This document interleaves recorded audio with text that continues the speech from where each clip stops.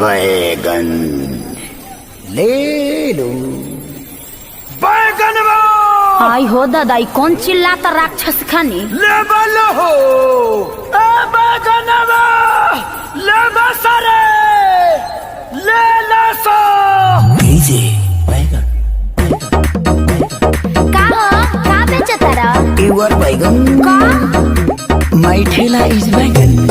एहो नया नया बन के आइला व्यापारी, गावे हमरा बेचता रहा तू तरकारी। लेवे के बदलू अनंत जो तू ना मानबा।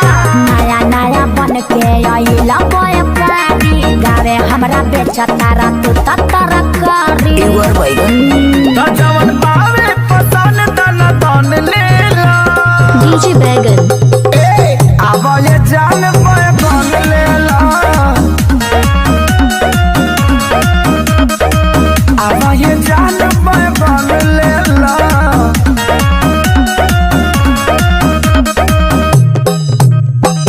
कैसे बा? लमका की गोल का? लमका 3 रुपया।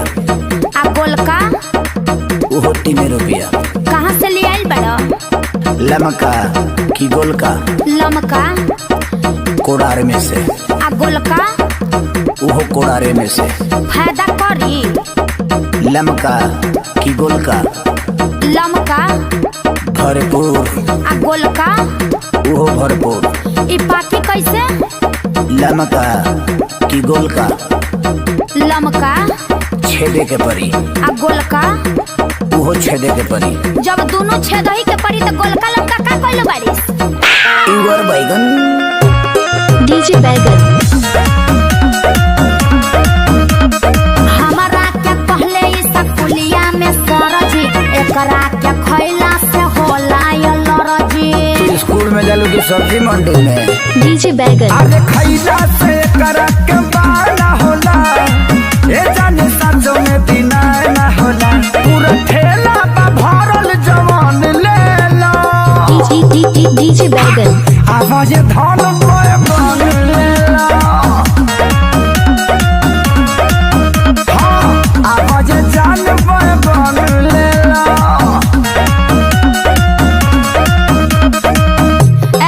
ई पाकी कहाँ? लमका की गोल का? लमका चूल्ही में। आ गोलका? वो चूल्ही में। केंगा बनी? लमका की गोल का? लमका ओकर पपरी छीले के पड़ेला। आ गोलका? ओकरो छीले के पड़ेला। ई बनी केंगा? लमका की गोल का? लमका मीसे के परी। आ गोलका? वो मीसे के परी। टेस्ट कैसन रही? लमका के की गोलका के? लमका के सुपर। आ गोलका के? ओकरो सुपर। अरे जब दोनों के एक टेस्ट में तो गोलका लमका का कइले बाड़ी? डीजे बैगन ए नाचो मत बस है ना पहले होई जदी कुछ तहरा आवे क्या परी डकटोरी से दबाली आवे क्या परी लमका की गोलका। डीजे बैगन अरे बहनी बना के तू खुश कदम ना तो बगलई है खेसारी पवन साथे कोहिले कुदर जान ले लो। डीजे बैगन आवाज धन पे बन ले लो। आदिशक्ति है आवाज धन पे बन ले लो। ई खाइल के ना जाई? लमका की गोलका। लमका मुंह से। आ गोलका वो मुंह से। आगे मार के तो दोनों मुंह से खाई के बता का पगलइले बा। आवाज धन पे बन ले लो। डीजे बैगन आवाज जान पे बन ले लो।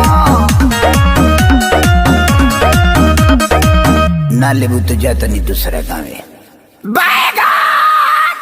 डीजे बैगन मेरे हाथ बंदे तब तक सारे बोलो, तुम दो मेरे साथ बंदे बाकी मुंह खोलो। तुम काम जाए आत्मा और याद आए परमात्मा, जो फ्री हैंड मिला मुझे कर दूंगा खात्मा। मैं लिरिकली क्रिमिनल केस बड़े चल रहे हैं, जब से आया मैं सब रेस से निकल रहे हैं। बवाल मेरा फ्लो कभी फास्ट कभी स्लो, देख सब कैसे फिसल रहे हैं ब्रो।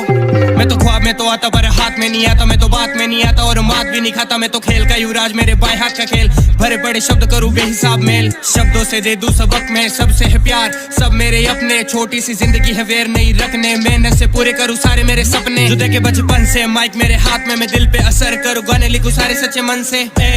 बहुत आती रुकावटें, हंस के मैं टालू सब रास्ते बंद, नए रास्ते निकालू। चुप कराने से म्यूट नहीं होते, बातों से बंदे शूट नहीं होते। पीछे जो बकते हैं ऐसे लड़के मुझे सूट नहीं होते।